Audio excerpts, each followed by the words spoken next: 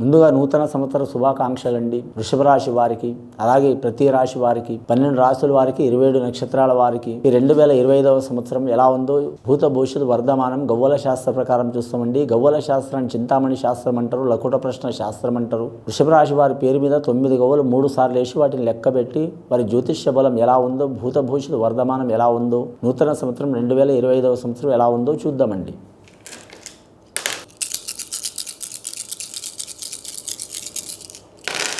ముందుగా వృషభ రాశి వారి జాతకానికి 5వ సంఖ్య పడ్డదండి. వారి జాతక బలానికి 5వ సంఖ్య పంచపాండవుల వనవాసం అనుకుంటారు, కానీ చాలా వరకు పంచభూతాల వారికి సహకరించే అవకాశాలు ఉన్నాయండి.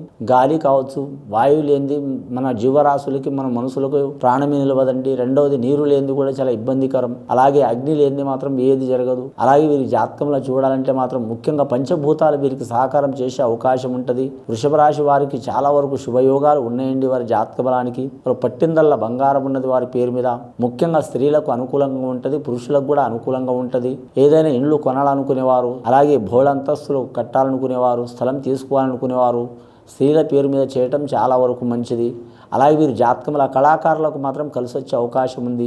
రాజకీయ నాయకులకైతే మాత్రం అందరికీ ఇబ్బందులు వస్తాయి, కానీ వృషభ రాశి వారికి మాత్రం రాజకీయ నాయకులు కలిసి వచ్చే అవకాశం ఉంటుంది. వీరి జాతక బలంలో చూడాలంటే మాత్రం విశేష యోగ బలం ఉంటుంది. వ్యాపారస్తులకు తిరుగు ఉండదండి. వీరు ఏ వ్యాపారం చేసినా సరే, కానీ మాత్రం వీరు ఇనుము వ్యాపారం కావచ్చు, వస్త్ర వ్యాపారం కావచ్చు, అలాగే మాత్రం ధన వ్యాపారం కావచ్చు, అంటే వడ్డీ వ్యాపారం, ఫైనాన్స్ రంగంది కావచ్చు, అలాగే మాత్రం వీరు జ్యోతిష్య బలంలో బ్యూటీ పార్లర్ రంగం వ్యాపారం కావచ్చు, అలాగే కూరగాయలు, ఆహార పదార్థాలకు సంబంధించిన వ్యాపారం కావచ్చు, కానీ మాత్రం అలాగే వీరు జ్యోతిష్య బలం మాత్రం వాహన వ్యాపారం కావచ్చు కలిసి వచ్చే అవకాశం ఉంటుంది.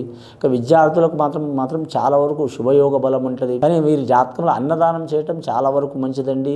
ఎన్ని దానాలు చేసినా ఇంకా కావాలని అనిపిస్తుంది, కానీ మాత్రం అన్నదానం చేస్తే మాత్రం కడుపు నిండంగానే చాలా అనిపిస్తుంది ఏ మనిషికైనా సరే. మాత్రం 14 గవ్వలు పడ్డాయి. 14వ సంఖ్య చాలా వరకు శుభకరమైన సంఖ్య అండి వీరి జాతక బలానికి. కానీ మాత్రం 14 లోకాలు ఎక్కడ పోయినా వీరు మాత్రం తప్పకుండా అనుకున్నది సాధించే అవకాశాలు ఉంటాయి. వీరి జాతక బలానికి చూడాలంటే మాత్రం రాబోయే కాలంలో మాత్రం కలిసి వచ్చే అవకాశం ఉన్నదండి. వీరు ఎవరిని పూజ చేసినా చేయకపోయినా నవగ్రహాలని మాత్రం ఆరాధన చేయాలని వచ్చిందండి. ఇది విని చూసి ఆచరించే వారికి చాలా వరకు శుభ ఫలితాలు కలుగుతాయండి. శుభం భూయ.